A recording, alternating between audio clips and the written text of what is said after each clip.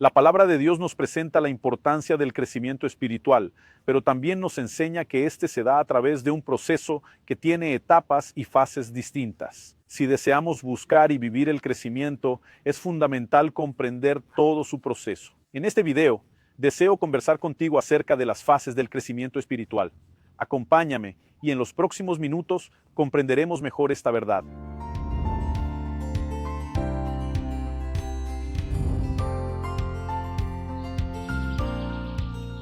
Hoy estoy en la ciudad de Brusque, Santa Catarina, Brasil, pasando para traerte una palabra más a tu corazón. El texto que quiero usar como punto de partida para nuestra reflexión aquí es Efesios capítulo 4. Y quiero leer desde el versículo 11 hasta el 16, que dice: Y él mismo, en referencia a Cristo, dio a unos como apóstoles, a otros como profetas, a otros como evangelistas y a otros como pastores y maestros, con el propósito de perfeccionar a los santos. Destaco esta idea, la perfección de los santos, para el servicio que realiza, para construir el cuerpo de Cristo. Edificación significa crecer y construir, hasta que todos lleguemos a ser uno en la fe, del pleno entendimiento del Hijo de Dios, hacia un estado de madurez, a la medida de la estatura de la plenitud de Cristo, para que no seamos más como niños, arrastrados por las olas, llevados de un lado a otro por cualquier viento, por las artimañas de las personas, por la astucia que induce al error. Mas, siguiendo la verdad en amor, crezcamos en Cristo, quien es la cabeza, y de quien todo el cuerpo está bien unido y fortalecido por la ayuda de cada parte. De acuerdo con la justa colaboración de cada parte, logra su propio crecimiento, para edificarse en amor. La Biblia dice que debemos crecer en todo, pero también menciona una meta, hasta que lleguemos a la estatura de un varón perfecto. Otras traducciones dicen la perfecta varonilidad, es decir, el estado de persona madura, de un adulto completo, que ha pasado por todas las etapas del crecimiento. Además, hay palabras en el texto que destacan el perfeccionamiento de los santos. También hablamos sobre esta necesidad de desarrollo que Dios produce en nosotros a través de los ministerios que establece en la iglesia, con la intención de que no seamos como niños, sino que seamos adultos, o sea, experimentar ese crecimiento que no solo nos beneficia a nosotros. Pero el texto dice que la iglesia, el cuerpo de Cristo, consolidado por la ayuda de todas las juntas, con la justa cooperación de cada parte, Él se desarrolla de forma autónoma para amar más y ser mejores personas. Al crecer, cada individuo se beneficia, pero el crecimiento de cada uno permite que toda la iglesia, todo el cuerpo de Cristo se beneficie. Y cuando hablamos de crecimiento espiritual, no podemos limitar esto solo a lo que nos toca. La parte que nos toca comienza primero, pero la razón de crecer es que luego podamos cooperar para el crecimiento de los demás. Por eso en Hebreos 5:12 se menciona esta reflexión. El autor advierte a quienes, debido al tiempo que ha pasado, ya deberían ser maestros y enseñar a otros, pero aún no han comprendido los principios básicos. No han llegado a ser buenos aprendices. ¿Qué se puede esperar de ser maestros? Ahora, después del aprendizaje, la idea es que lo que ha impactado nuestra vida sea compartido para bendecir la vida de otros. Sí, hay un crecimiento espiritual, pero debemos leer esto para no comportarnos como niños y convertirnos en adultos. Necesitamos entender que este crecimiento tiene fases, tiene etapas. La primera etapa es la conversión, el nuevo nacimiento y la regeneración. Es la que el apóstol Pedro señala en 1 Pedro 2:2, para que no seamos como niños recién nacidos.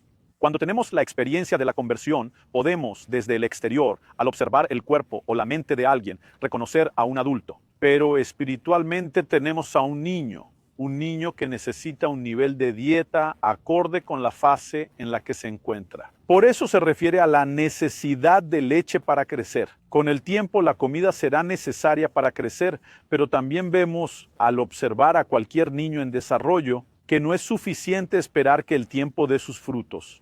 Hay que cooperar con el tiempo proporcionando alimento y también se necesita ejercicio, movimiento para el desarrollo del cuerpo, porque de lo contrario también sufrirá atrofia. Todas estas cosas se utilizan como paralelos para el plan espiritual. Sea en la enseñanza del apóstol Pablo o en la enseñanza del apóstol Juan, vemos las distintas etapas del crecimiento, que abarcan desde la niñez hasta la etapa adulta. Entonces, no solo hemos visto al apóstol Pablo hablando en Efesios 4 sobre estas etapas, sino que quiero resaltar lo que el apóstol Juan dice en 1 Juan, en el capítulo 2, y vamos a leer juntos aquí, desde Boru, el verso 12 hasta el verso 14.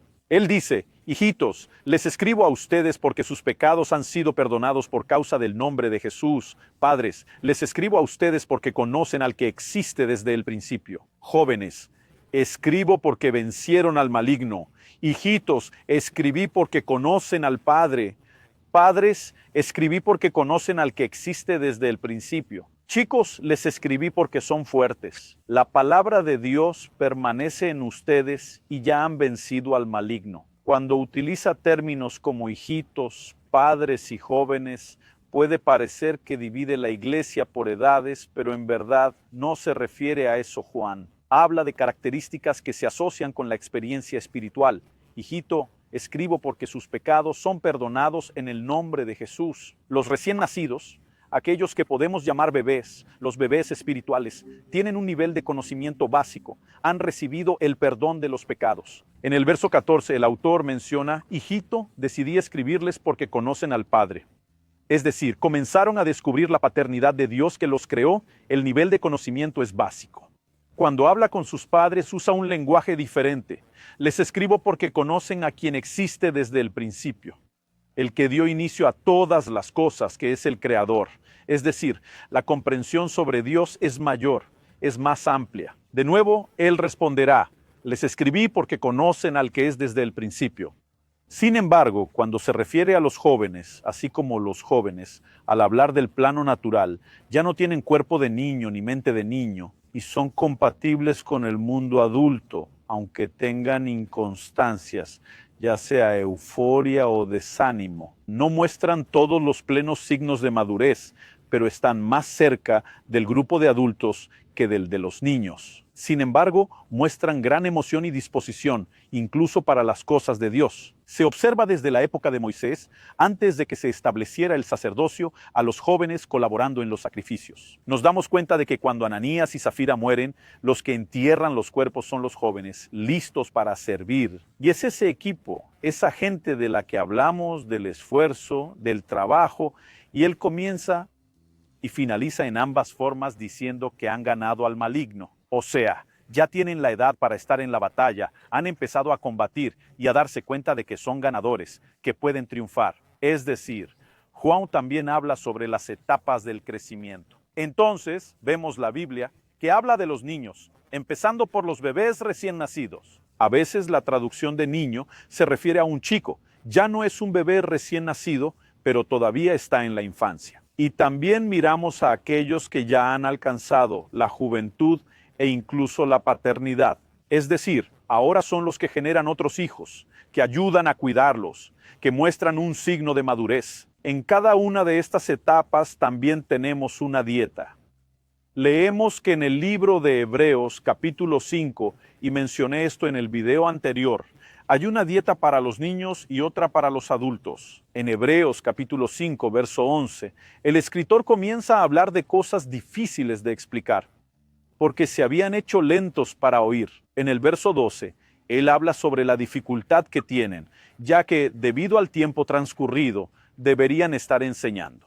Ni siquiera estaban aprendiendo bien, pero al final, él dice que empezaron a necesitar leche y no alimentos. Es decir, han quedado atrapados en la etapa infantil y en la alimentación que le corresponde. Él dice que lo que toma leche no entiende de justicia porque es un niño. Sin embargo, el alimento sólido es para los adultos, para quienes a través de la práctica han desarrollado sus habilidades para discernir el bien y el mal. Así que la Biblia no solo se refiere al conocimiento, sino a un nivel de discernimiento práctico diario para distinguir entre lo bueno y lo malo, lo que nos bendice y edifica, de lo que es nocivo y perjudica el camino. Así que no solo hay una distinción de fases, sino que cada fase requiere un tipo de alimento. Dar comida sólida a los niños los intoxica, por lo que no deben consumirla en exceso. Sin embargo, no pueden sobrevivir únicamente con leche. En algún momento La transición debe ocurrir. Además, también mencioné la importancia de que incluyamos el elemento ejercicio. Cuando veo a un niño, noto lo pequeña que es su mano, pero además de requerir crecimiento en tamaño, lo que necesita es comida y tiempo. Necesitará desarrollar coordinación motora, lo que se logra con la práctica. El libro de Hebreos menciona que los adultos son quienes, por medio de la práctica, fortalecen cosas en nuestra vida a través del ejercicio. Y al hablar sobre el ejercicio, realmente necesitamos entender y comprender algo que está extremadamente ligado y asociado, que no podemos cambiar. En el plano espiritual, debemos comprender que, así como el cuerpo, sin ejercicio, los músculos se atrofian. En vez de aumentar con hipertrofia, se encogen y causan atrofia por falta de movimiento. La Biblia habla de una mente que se ejercita. Lo vimos en Hebreos, capítulo 5, verso 14. También sabemos que hay ejercicio en el plano espiritual. En 1 Timoteo 4, 7 dice que debes ejercitarte en la piedad. El ejercicio fortalece la musculatura espiritual. Los creyentes que practican su fe la hacen más sólida. Un buen ejemplo siempre fortalece la fe como una buena alegoría, sin contar que hay elementos, desde la lectura bíblica hasta la vida de oración, que se convierten en ejercicios prácticos para nuestro crecimiento. Al combinar el tiempo con el deseo de crecer y esa respuesta que nos permite cambiar de etapa, modificando nuestra alimentación, sin dejar de recibir continuamente el alimento, ejercitándonos y dando la respuesta adecuada para que el alimento tenga su efecto, habrá diferencia. Así que Dios nos ayude a comprender y a responder para que no solo busquemos la herencia de los hijos, para que no solo busquemos la madurez que necesitamos para llegar allí. Que esto suceda con nosotros, no solo entendiendo el crecimiento espiritual, sino cómo se da, cuáles son sus etapas y que crezcamos en todo para la gloria de Dios.